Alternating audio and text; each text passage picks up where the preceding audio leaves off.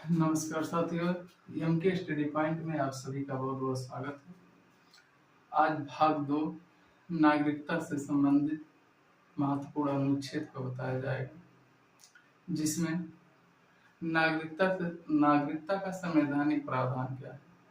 तो नागरिकता का संवैधानिक प्रावधान में नागरिकता के प्रकार, स्रोत क्या है, इसके किस भाग में रखा गया है, कौन कौन से अनुच्छेद इसमें शामिल है और नागरिकता संबंधी नियम बनाने की शक्ति किसके पास है, इन सब पे चर्चा होगी आज।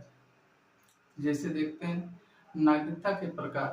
तो नागरिकता जो है एकल नागरिकता भारत में है, जो स्रोत में देखा जाए तो ब्रिटेन से लिया गया है। भाग 2 में रखा गया है। अनुच्छेद की बात किया जाए तो इसमें 5 से 11 अनुच्छेद सम्मिलित हैं। और उसके बाद नागरिकता संबंधी कानून बनाने की शक्ति जो है वो संसद के पास है। वहीं अमेरिका में देखा जाए तो दोहरी नागरिकता है, एक देश का नागरिकता मिलता है, एक राज्य की नागरिकता मिलती है। दूसरी तरफ स्विट्जरलैंड में देखा जाए तो वहाँ तिहरी नागरिकता है, एक देश का नागरिकता मिलता है, एक राज्य की नागरिकता मिलती है, एक जिला की नागरिकता मिलती है। लेकिन भारत में एकल नागरिकता है जो ब्रिटेन से लिया गया। ठीक, अब आगे देखते हैं। इसमें 5 से 11 अनुच्छेद सम्मिलित हुए हैं। अनुच्छेद 5 में क्या है, अनुच्छेद 6 में क्या है, अनुच्छेद 7 में क्या है, अनुच्छेद 8 में क्या है, अनुच्छेद 9, 10, 11 में क्या है, एक एक करके आगे देखते हैं। तो अनुच्छेद 5 में है कि जन्म से समय नागरिकता का प्रावधान किया गया है। अनुच्छेद 6 में पाकिस्तान से प्रव्रजन करके भारत आने वाले व्यक्तियों के लिए नागरिकता का प्रावधान। प्रव्रजन का मतलब है वापस आना। अनुच्छेद 6 में, अनुच्छेद 7 में जो है भारत से प्रव्रजन करके जाने वाले पाकिस्तान जाने वाले व्यक्तियों के लिए नागरिकता का प्रावधान है। अनुच्छेद 7 में कुछ व्यक्ति, भारतीय मूल के कुछ व्यक्ति जो भारत से बाहर रह रहे हैं, उनके लिए नागरिकता का प्रावधान किया गया। ठीक, आगे देखते हैं। आर्टिकल 9 में दूसरे देश की नागरिकता प्राप्त करने पर भारत की नागरिकता स्वतः समाप्त हो जाएगी। आर्टिकल 10 में नागरिकों के अधिकार का बना रहना। आर्टिकल 11 संसद को यह शक्ति देती है कि नागरिकता संबंधी कानून बनाने की शक्ति संसद के पास है। इसी के तहत नागरिकता संशोधन अधिनियम 1955 आया।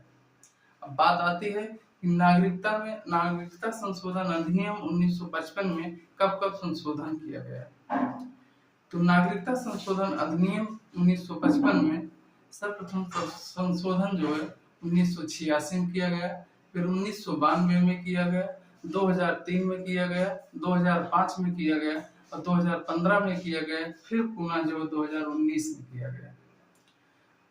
नागरिकता संशोधन अधिनियम 2019 के माध्यम से यह व्यवस्था कर दिया गया कि बांग्लादेश, पाकिस्तान, अफगानिस्तान से आने वाले 6 समुदाय को लोग, जैसे हिंदू, जैन, बौद्ध, ईसाई, पारसी, सिख, जो 31 दिसंबर 2014 से पहले भारत आ गए हैं, उन्हें अवैध प्रवासी नहीं माना जाएगा। अब है कि नागरिकता के अर्जन के प्रकार क्या है, किस तरह से नागरिकता ग्रहण की जा सकती है। तो नागरिकता जो 5 प्रकार से ग्रहण की जा सकती है। एक जन्म से, एक वंश से, एक देशीकरण से, एक अर्जन क्षेत्र से ग्रहण की जा सकती है।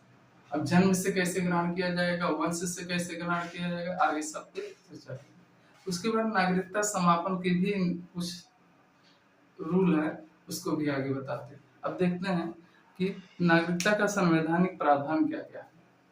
जैसे नागरिकता का संवैधानिक प्रावधान, तो नागरिकता के संवैधानिक प्रावधान में नागरिकता का प्रकार क्या है कि नागरिकता एकल नागरिकता है। कहाँ से लिया गया है, ब्रिटेन से लिया गया है। इस भाग में रखा गया, भाग 2 में रखा गया। ठीक, अनुच्छेद 5 से 11 में सम्मिलित है। नागरिकता के संबंध में कानून बनाने की शक्ति संसद को दी गई।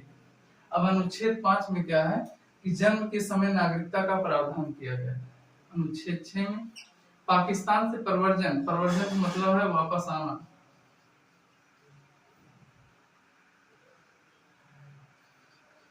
वापस आना। प्रवर्जन करके भारत आने वाले लोगों के लिए नागरिकता का प्रावधान किया गया।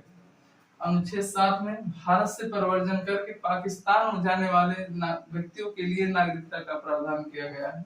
इसी प्रकार अनुच्छेद 8 में भारतीय मूल के कुछ व्यक्ति जो भारत से बाहर रह रहे हैं उनके लिए भी नागरिकता का प्रावधान। आर्टिकल 9 इम्पोर्टेंट है, पूछता है कुछ एग्जाम में कि दूसरे देश की नागरिकता प्राप्त करने पर भारत की नागरिकता स्वतः समाप्त हो जाती है। इसी प्रकार आर्टिकल 10 में नागरिकों के अधिकार का बना रहना है।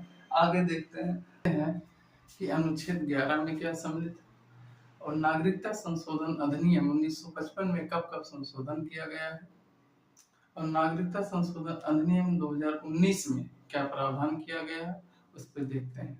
आगे देखिए, नागरिकता अनुच्छेद 11 में कि नागरिकता के संबंध में कानून बनाने की शक्ति संसद के पास दी गई। बार बार एग्जाम में पूछता है, इम्पोर्टेंट है। उसके बाद है कि संसद द्वारा 1955 में नागरिकता संशोधन अधिनियम 1955 बनाया गया। अब है नागरिकता संशोधन अधिनियम 1955 में महत्वपूर्ण संशोधन कब कब किया गया है उसको देखते हैं। जैसे नागरिकता संशोधन अधिनियम 1986 आया है, नागरिकता संशोधन अधिनियम 1992 आया है, नागरिकता संशोधन अधिनियम 2003 आया है, नागरिकता संशोधन अधिनियम 2005 आया है, नागरिकता संशोधन अधिनियम 2015 आया है, नागरिकता संशोधन अधिनियम 2019 आया। अभी हाल फिलहाल में नागरिकता संशोधन अधिनियम 2019 में महत्वपूर्ण प्रावधान क्या जोड़े गए हैं कि नागरिकता संशोधन अधिनियम 2019 के माध्यम से यह व्यवस्था कर दिया गया है कि बांग्लादेश, पाकिस्तान और अफगानिस्तान से आने वाले वे लोग जो 31 दिसंबर 2014 से पहले भारत आ गए हैं उन्हें अवैध प्रवासी नहीं माना जाएगा। और वो पाकिस्तान, बांग्लादेश, अफगानिस्तान के 6 समुदाय, धार्मिक समुदाय के कौन कौन से लोग हैं तो 6 धार्मिक समुदाय के लोग हैं, हिंदू, जैन, बौद्ध, सिख, ईसाई और पारसी। ये 6 लोग के लिए यह प्रावधान नागरिकता संशोधन अधिनियम 2019 में किया गया है। नागरिकता अर्जन के प्रकार। नागरिकता कितने प्रकार से ग्रहण की जाती है तो नागरिकता देखिए 5 प्रकार से ग्रहण की जाती है। एक जन्म से, एक वंश से, एक पंजीकरण से नागरिकता, एक देशीकरण से नागरिकता, एक भूमि ग्रहण से नागरिकता। और नागरिकता जन्म से कैसे होता है, वंश से कैसे होता है, राष्ट्रीयकरण पंजीकरण के माध्यम से कैसे ग्रहण किया जाता है और जो है देशीकरण के माध्यम से कैसे ग्रहण किया जाता है, भूमि अधिग्रहण के माध्यम से कैसे ग्रहण किया जाता है, एक एक करके अब देखते हैं। देखिए, जन्म से नागरिकता ग्रहण करने के प्रकार में क्या है कि 26 जनवरी 1950 के बाद और 1 जुलाई 1987 से पहले भारत में जन्मा कोई भी व्यक्ति भारत का नागरिक होगा। दूसरी इसमें बात है कि 1 जुलाई 1987 के बाद और नागरिकता संशोधन अधिनियम 2003 के लागू होने के पहले भारत में जन्मा कोई भी बच्चा जिसके माता या पिता में से कोई भारत का नागरिक हो वह बच्चा भारत का नागरिक माना जाएगा। तीसरी इसमें बात है कि नागरिकता संशोधन अधिनियम 2003 के बाद भारत में जन्मा कोई भी बच्चा जिसके माता या पिता में से कोई भी भारत का नागरिक हो वह बच्चा भारत का नागरिक माना जाएगा। उसके बाद वंश से कैसे नागरिकता ग्रहण करेंगे, दूसरी है वंश से नागरिकता कैसे ग्रहण किया जाएगा। तो 26 जनवरी 1950 के बाद 10 दिसंबर 1992 के पहले भारत से बाहर जन्मा कोई भी बच्चा जिसका पिता भारत का नागरिक हुआ वह बच्चा भारत का नागरिक माना जाएगा। दूसरी बात इसमें है कि 10 दिसंबर 1992 के बाद भारत से बाहर जन्मा कोई भी बच्चा जिसके माता पिता में से कोई एक भारत का नागरिक होगा वह बच्चा भारत का नागरिक माना जाएगा। अब तीसरी इसमें बात देखते हैं कि पंजीकरण के माध्यम से नागरिकता कैसे ग्रहण की जाती है। तो पंजीकरण के माध्यम से नागरिकता जो है भारतीय वह व्यक्ति जो नागरिकता आवेदन से पूर्व 7 वर्ष से भारत में रह रहा हो वह व्यक्ति भारत का नागरिक माना जाएगा। उसके बाद अगली बात है, चौथा नंबर है कि देशीकरण के माध्यम से नागरिकता कैसे ग्रहण किया जाएगा। देशीकरण के माध्यम से नागरिकता ग्रहण करने में वह व्यक्ति जो है उस देश का नागरिक ना हो जिस देश में भारत से देशीकरण के माध्यम से नागरिकता न दी जाती है।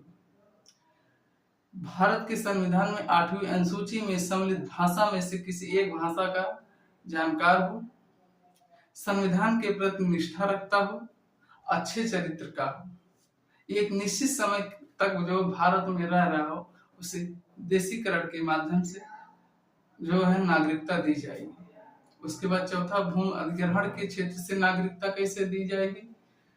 तो जो वह क्षेत्र जो भारत में सम्मिलित किया जा रहा है उस क्षेत्र का निवासी स्वतः ही भारत का नागरिक माना जाएगा। इस प्रकार से 5 प्रकार से नागरिकता ग्रहण की जाती है। इस प्रकार से 5 प्रकार की नागरिकता ग्रहण की जाती है। नागरिकता किस तरह से समाप्त किया जा सकता है। तो नागरिकता 3 तरह से समाप्त किया जा सकता है। पहला कि आप स्वेच्छा से उस देश की नागरिकता त्याग दीजिए। दूसरा है दूसरे देश की नागरिकता ग्रहण करने पर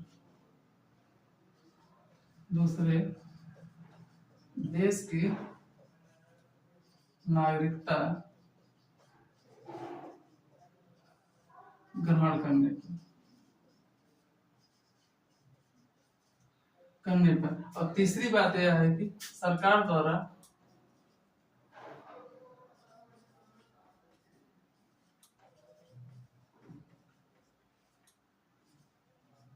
नागरिकता से वंचित करने पर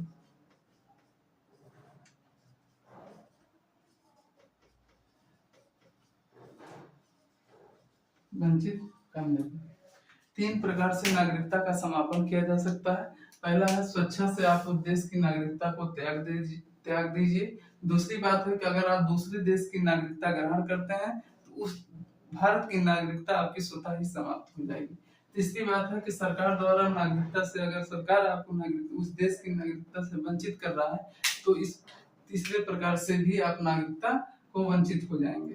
अब इस प्रकार से आपका जो है नागरिकता भाग 2 समाप्त होता है। कल जो भाग 3 मूल अधिकार शुरू होगा जिस पे कुछ चर्चा कर लेते हैं। इसे एक मूल अधिकार कहते किसे हैं। तो मूल अधिकार वह अधिकार होते हैं जो मनुष्य के भौतिक और नैतिक विकास के लिए आवश्यक होते हैं तथा कार्यपालिका और विधायिका की शक्ति को नियंत्रित करते हैं। अब कार्यपालिका और विधायिका क्या आगे सब आएगा। उसके बाद आता है कि मानव अधिकार और मूल अधिकार में मूल अंतर क्या है। तो मानव अधिकार वह अधिकार होते हैं जो मानव मात्र होने के नाते ही स्वतः प्राप्त होते हैं। और मानव अधिकार और मूल अधिकार में अंतर है कि जहाँ एक और मानव अधिकार किसी देश की सीमा या संविधान से प्रतिबंधित नहीं होते हैं, वहीं दूसरी ओर मूल अधिकार जो है किसी देश की सीमा और संविधान से प्रतिबंधित होते हैं। मूल अधिकार यह भी है, इसमें यह भी प्रावधान है कि यह न्यायालय द्वारा परिवर्तनीय है, अर्थात न्यायालय द्वारा इसे संरक्षण प्राप्त है। जैसे सुप्रीम कोर्ट आर्टिकल 32 के तहत 5 प्रकार की रीट जारी करती है, उसी प्रकार हाई कोर्ट भी आर्टिकल 226 के तहत जो है 5 प्रकार की रीट जारी करती है। अब बात इसमें आती है कि सुप्रीम कोर्ट और हाई कोर्ट में रीट जारी करने की शक्ति सबसे ज्यादा किससे है। तो हाई कोर्ट इन 5 प्रकार के अलावा भी और रीट जारी कर सकती है और भी क्षेत्र में। अब है कि मूल अधिकार का संवैधानिक प्रावधान क्या है। तो मूल अधिकार का संवैधानिक प्रावधान किस भाग में रखा गया है, कितने अनुच्छेद इसमें शामिल है, कहाँ से ग्रहण किया गया है, मूल संविधान में कितने मूल अधिकार थे, वर्तमान में कौन से मूल अधिकार हैं, कौन से हटाया गया है। तो देखिए भाग 3 में इसे रखा गया है। आर्टिकल 12 से 35 इसमें सम्मिलित है, अमेरिका से लिया गया है। इसको उपाधि संविधान का मैग्ना कार्टा कहा जाता है। भाग 3 को मूल संविधान में 7 अधिकार थे, वर्तमान में 6 अधिकार हैं। संपत्ति के अधिकार को हटाकर केवल संविधान संशोधन 1978 के माध्यम से इसे भाग 12 में आर्टिकल 300 के तहत कानूनी या विधिक अधिकार बना दिया गया। अब वो वर्तमान में जो 6 मूल अधिकार है वो कौन कौन से हैं? एक है वाक एवं अभिव्यक्ति की स्वतंत्रता, हथियार रहित सम्मेलन करने की स्वतंत्रता, तीसरा है आपका समूह या संघ बनाने की स्वतंत्रता, चौथा है भारत में कहीं आने जाने की स्वतंत्रता, पांचवा है अपनी मर्जी का व्यवसाय करने की स्वतंत्रता, और भारत में छठा है भारत में कहीं पैसे आने की स्वतंत्रता। अब है जैसे आर्टिकल सब देख लीजिए, इसमें सम्मिलित क्या है कि 14 से 18 समानता का अधिकार है, 19 से 22 स्वतंत्रता का अधिकार है, 23-24 में जैसे 23 में मानव द्रव्य व्यापार है, 24 में जो है 6 वर्ष से 14 वर्ष के बच्चों को जो है कारखानों में जो है काम करने के लिए नहीं लगाया जाएगा, 25 से 28 जो है इसमें आपका धार्मिक स्वतंत्रता का अधिकार है, 29-30 में अल्पसंख्यकों के लिए शैक्षणिक शिक्षा का प्रावधान, आर्टिकल 32 में संवैधानिक उपचारों का अधिकार है। तो सब एक एक आर्टिकल करके कल जो है इसमें विस्तार से चर्चा होगी।